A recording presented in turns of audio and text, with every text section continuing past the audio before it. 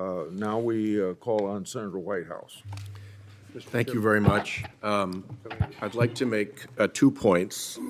The first has to do with Arctic frost and the information, Chairman, that you released the other day. It's been described as a politically weaponized investigation, but I ask my colleagues, should there have been no investigation of the raiding and the ransacking of the United States Capitol? Of course there should have been an investigation. And by the way, I was with many of you during those dark hours, and there was no doubt in anybody's mind in the Senate at that point that crimes had been committed and that they needed to be investigated.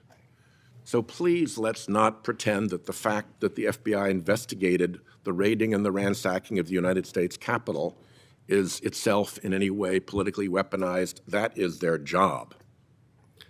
To the question of senators being in the list of toll record investigations,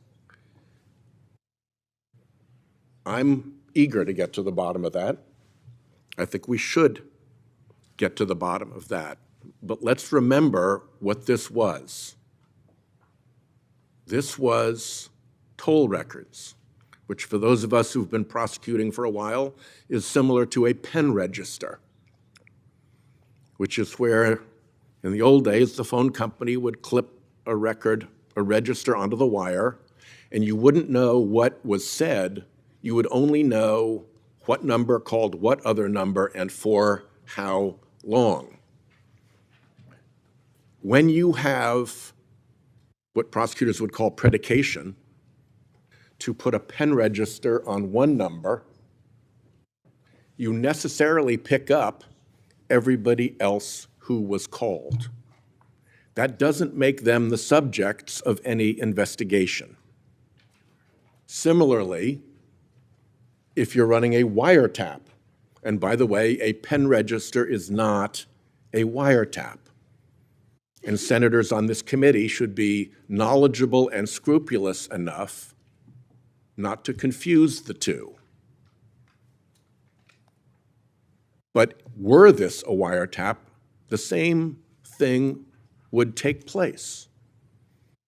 If, as U.S. Attorney, I got a wiretap on a Rhode Island mobster, and that mobster called the butcher, the baker, or the babysitter, the butcher, the baker, or the babysitter are now swept into the investigation by virtue of having been called. It doesn't make them the subject of any investigation. And with wiretaps, it works that you have minimization procedures, so you shut it off and so forth. But this wasn't a wiretap. This was toll records, the modern equivalent of a pen register that only shows who was called. So before we start to reach irate conclusions about weaponized FBIs going after people, it is worth taking a calming step back to consider the possibility that the FBI had proper predication for certain phones, and that those phones then called the senators. I don't know what happened, and I support the chairman's desire to investigate this. But we should investigate this without reaching dire conclusions before we have the evidence. Because there is a very clear investigative scenario in which the FBI has proper predication to get toll records, or in the old days, a pen register on an investigative target's phone, and then necessarily everyone the target called comes into the toll record, comes into the pen register. That's just how it works. That's what investigations are supposed to do. And if there's proper predication, you then go to the second step to see if there's a basis for investigation of the person at the other end of the call. So let's just understand that we shouldn't be drawing a lot of irate conclusions before we know what the facts are in the context of how such investigations actually work. Here's the second thing, and this goes back to the ranking member's comments about yesterday. To me, yesterday was an awful day in the history of this committee.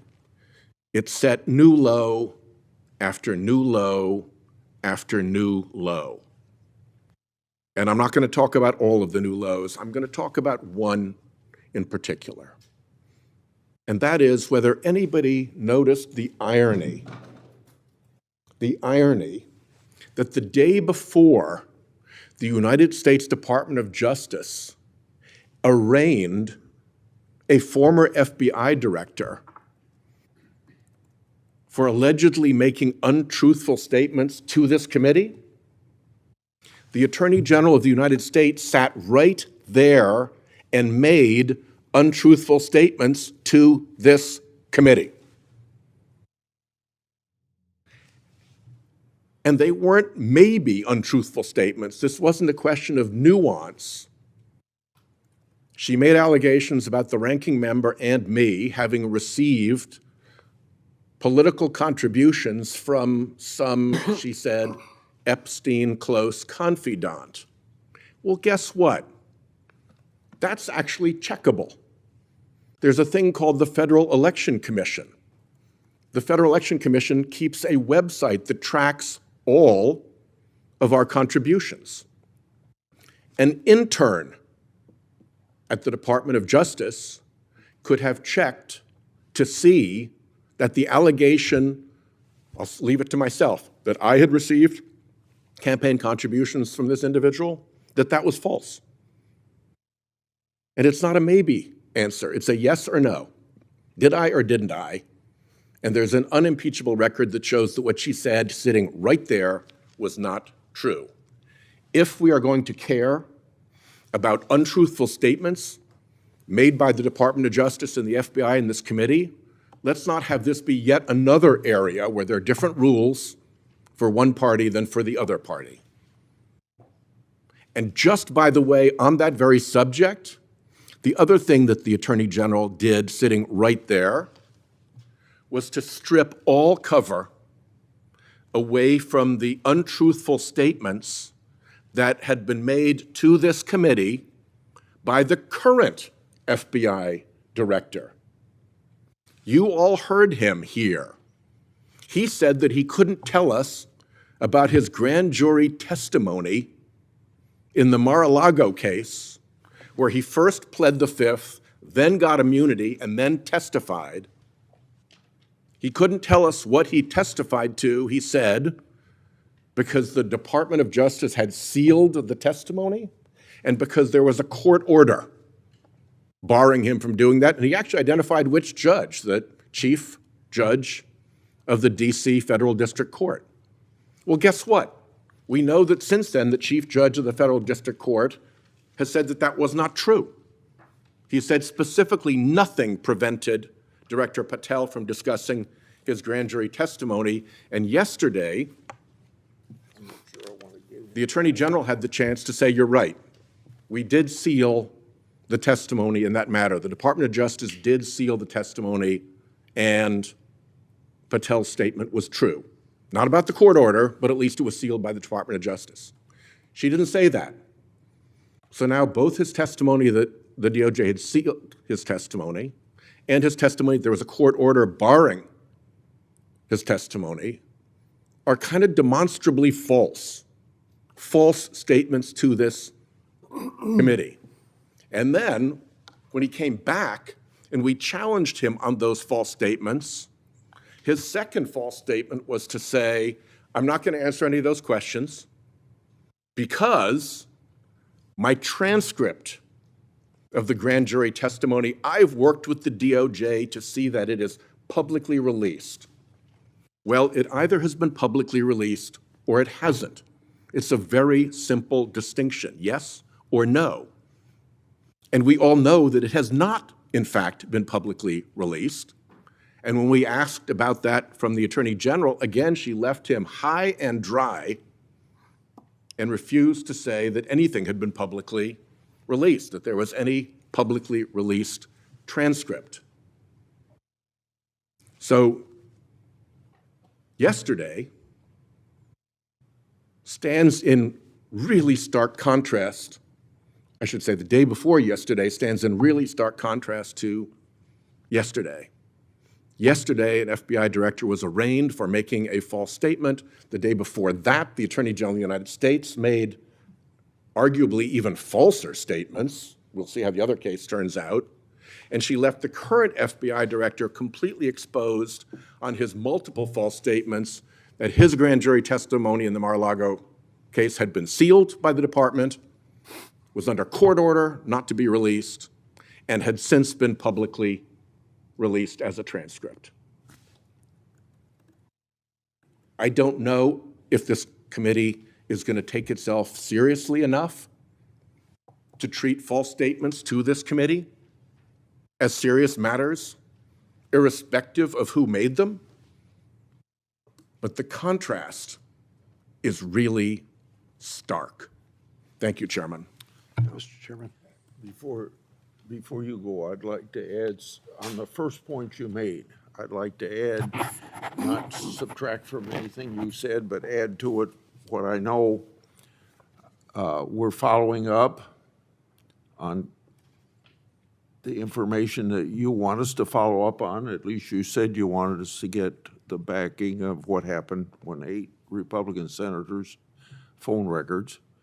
I think the FBI is cooperating very well with us. I think we're getting and still going to get more. Then it goes to the Department of Justice. I want the Department of Justice to get over this stuff that's got to go through a dozen levels of review before it ever is given to the Congress of the United States. And that's kind of where we are. But I also want to add that what I know is emails show that political bias infected the origins of the investigation. There's no basis to get the toll records from senators. I see it from the emails that I've seen, and I've gotten these from whistleblowers, so they haven't had to go through the bureaucracy I just told about at DOJ.